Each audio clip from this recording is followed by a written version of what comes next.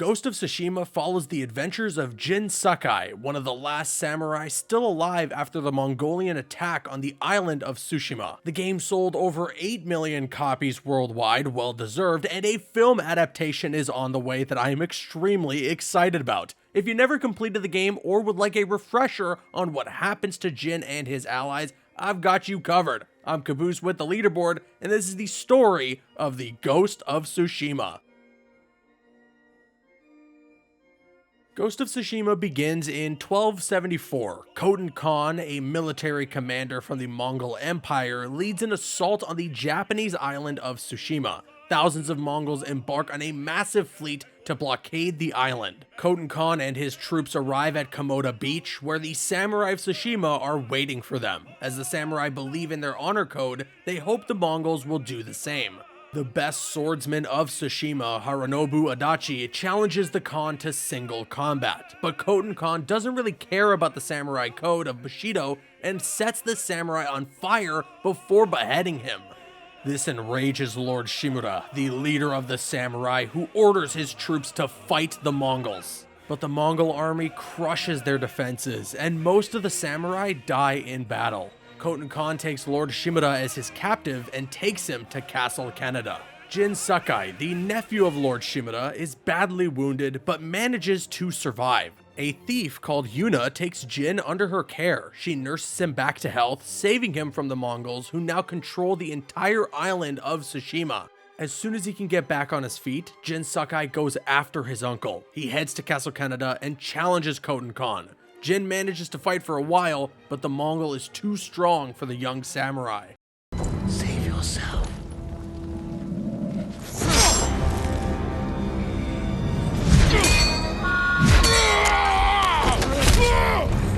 The Khan defeats Jin and throws him off a bridge. Jin survives the fall, but he realizes he cannot defeat the Mongols alone. He escapes with Yuna and begins searching for allies throughout the island in hope of saving his uncle.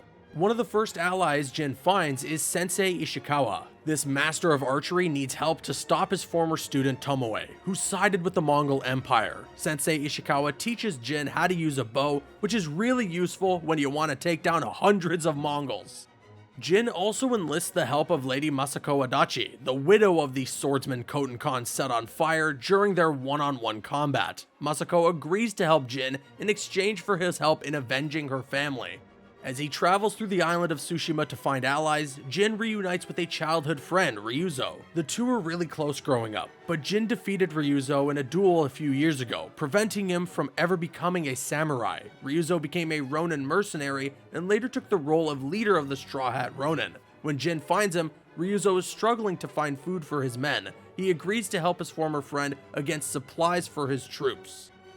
Yuna also needs the assistance of Jin. Her brother Taka is an expert blacksmith that can help Jin craft a device to climb the walls of Castle Canada, but Taka is held captive by the Mongols, so Yuna needs Jin's help to rescue her brother. As he needs to fight against stronger enemies, Jin begins to slowly walk away from the samurai ways. His uncle Lord Shimura taught him to follow the samurai code of honor, but war can be messier than the formal samurai duels. Yuna teaches him how to strike from the shadows and kill the Mongols without being seen, which goes against everything Lord Shimada had ever taught him. When we fight, we face our enemy head on. When we take their life, we look them in the eye with courage and respect. This is what makes us samurai. Only cowards strike from the shadows. Jin and Yuna find out that Taka is being held captive in Azamo Bay. They sneak inside the camp with the help of Kenji, a sake merchant who smuggles them inside a sake barrel. Jin and Yuna fend off Mongols while Taka crafts his special grappling hook. After the battle, Taka and the other Japanese prisoners notice that they've never seen a samurai fight the way that Jin does. Yuna crafts a tale explaining that Jin is not a human, but a vengeful ghost with superhuman abilities. The legend of the Ghosts of Tsushima was born. He is a vengeful spirit, back from the grave to slaughter the Mongols. Jin now has enough allies to launch his assault on Castle Canada. He uses Taka's hook to get inside the inner keep, getting closer to rescuing his uncle. But Ryuzo betrays his old friend and sides with the Mongols, who promised food for his men. Ryuzo challenges Jin to a duel, but the samurai wins once again. Ryuzo is wounded, but manages to escape. Jin keeps on exploring Castle Canada and eventually frees his uncle. Lord Shimura tells his nephew that Koten Khan has left the area to conquer Castle Shimura. Jin and his allies defeat the remaining Mongols and retake Castle Canada. To retake Castle Shimura, Jin needs more allies. He recruits Norio, a warrior monk who needs help reclaiming Cedar Temple from the Mongols. Jin then heads to the Yarikawa stronghold, a fortified town besieged by the Mongols. Jin uses his ghost stance for the first time to behead the Mongols' leader, General Temujin, and free the Yarikawa stronghold from their oppressors. Jin and his uncle hire the help of Goro, a pirate, to send a message to the shogun in the Japanese mainland to ask for military assistance. Lord Shimada and Jin bond even more than before. Lord Shimada took Jin under his wing when the boy lost both his parents and taught him the way of the samurai. As Jin is proving worthy of his teachings by successfully defeating the Mongols, Lord Shimada wants to officially adopt him as his son. Jin, my message to the Shogun included an announcement. I wish to formally adopt you as my son. Uncle. In my heart, you have always been the heir to my legacy. Until the backup arrives from the mainland, Jin returns to his hometown, the Omi village. He reunites with his caretaker Yuriko, who teaches him how to make poison. Jin learns that Ryuzo is in Fort Koyasan, so he wants to head there to come to terms with his former friend. Taka, inspired by the legend of the Ghosts of Tsushima, follows Jin. Taka distracts the guards at the entrance of Fort Koyasan while Jin gets inside. The samurai finds Ryuzo, but he is ambushed and knocked out by the Straw Hat. He wakes up tied to a pole, across from Taka, who was also captured. Koten Khan approaches the two men and tells Jin that he could stop the war if he simply told his men to surrender. Of course, Jin refuses to surrender. Join me and save them.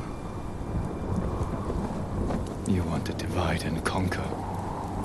You did it to Ryuzo. Not us. Koten frees Taka and orders him to kill Jin. Instead, Taka tries to attack the Khan, who beheads him in front of Jin. A few hours later, Jin manages to free himself. He gets his armor and weapon back and makes his way to the inner courtyard. There, he meets Yuna, who discovers the beheaded body of her brother. She doesn't have much time to mourn as Mongols and Straw Hats rush to their location. Jin and Yuna kill their enemies and escape the fort. The Shogun's reinforcements finally arrive on Tsushima. Lord Shimura leads an assault on Castle Shimura, successfully pushing the Mongols into the inner keep. But the Mongols were expecting a frontal charge from the samurai. They launch a carriage laced with explosives at the samurai, causing many casualties and destroying the bridge leading to the inner keep. Jin realizes that following the samurai code of honor will only bring unnecessary bloodshed. Instead of charging headfirst, he wants to sneak inside the castle and poison the Mongols. Lord Shimada is shocked by his proposition, which is far from the samurai teachings that he gave Jin. The two have a heated argument, and Jin leaves his uncle. I sacrificed everything I knew to save our people. I gave them hope. You did nothing!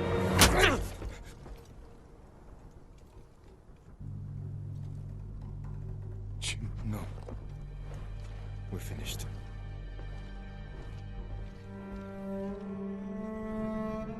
Yuna gathers Wolfsbane for Jin to poison the Mongols. She also gives him the ghost armor, an outfit Taka was working on before he was killed. Jin sneaks into the castle and poisons the Mongols. He finds Ryuzo in the keep, which tells him that the Khan left once again to invade Kamiagata, the northern region of the island. Jin and Ryuzo fight one last duel, and the samurai kills his former ally. As Jin and Yuna are about to leave, Lord Shimura and his forces arrive. Needless to say, the samurai is pretty disappointed in his nephew's actions. He criticizes Jin for his use of poison on the enemies, but Jin states that the old ways of his uncle are not enough to save the people against the Mongols. Face them as a warrior with honor, not a monster. It's all they understand.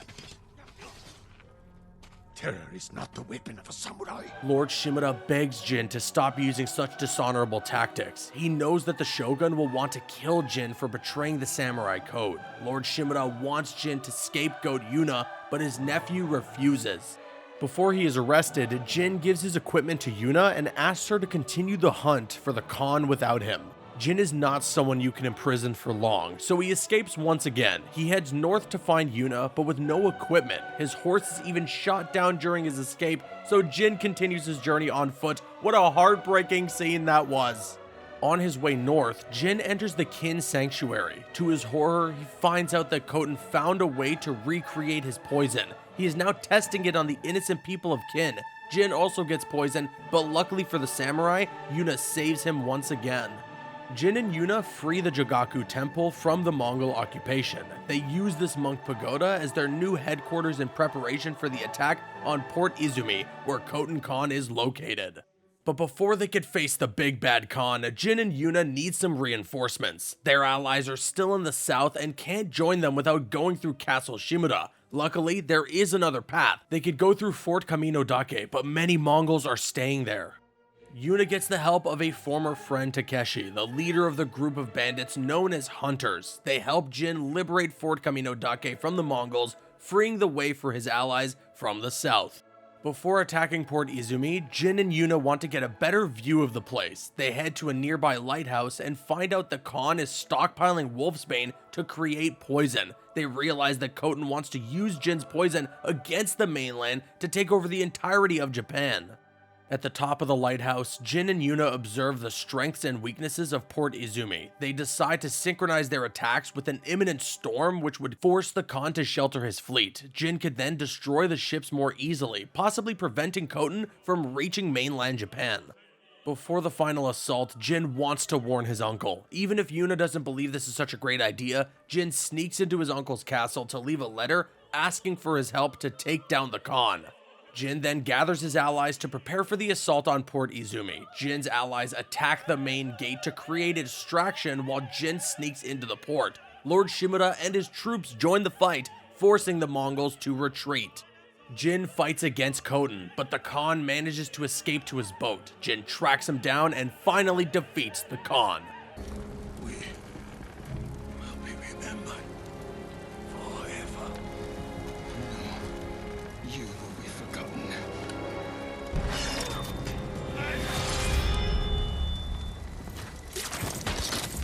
But if the Ghosts of Tsushima successfully saved his island and crippled the Mongol invasion, the Shogun doesn't see him as such a hero. Lord Shimada informs Jin that the Shogun have dissolved Clan Sakai and declared Jin a traitor. Under the Shogun's orders, Lord Shimada has to kill his nephew.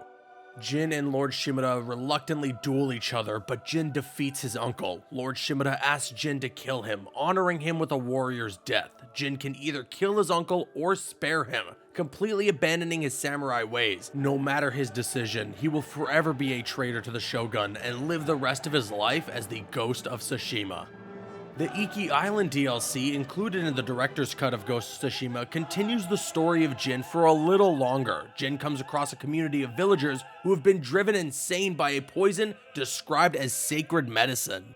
The poison was administered by a group of Mongols Jin never met before, the Mongolian Eagle tribe. Their leader, who goes by the name of the Eagle, is a mysterious revered shaman.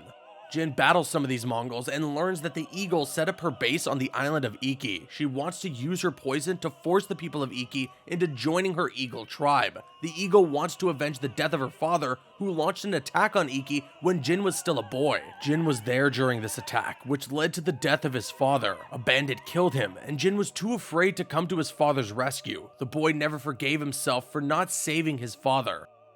Jin heads to the island of Iki to stop the Eagle, but the shaman isn't the biggest threat waiting for him on this island. His own childhood trauma is coming back to haunt him. Jin finds out the Eagle set her headquarters in his father's former stronghold, Fort Sakai. He storms the fort, but gets captured by the Mongols.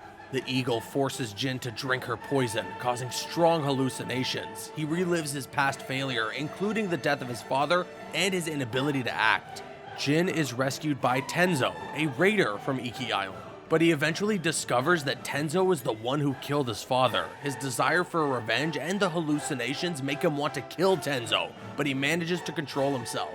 He successfully overcomes the effects of the poison by coming to peace with his father's death and defeats the eagle in a duel. Tenzo, wounded, accepts his death at the hands of Jin, but the Ghost of Tsushima spares him and apologizes for his behavior. I'm sorry, Jin. So am I.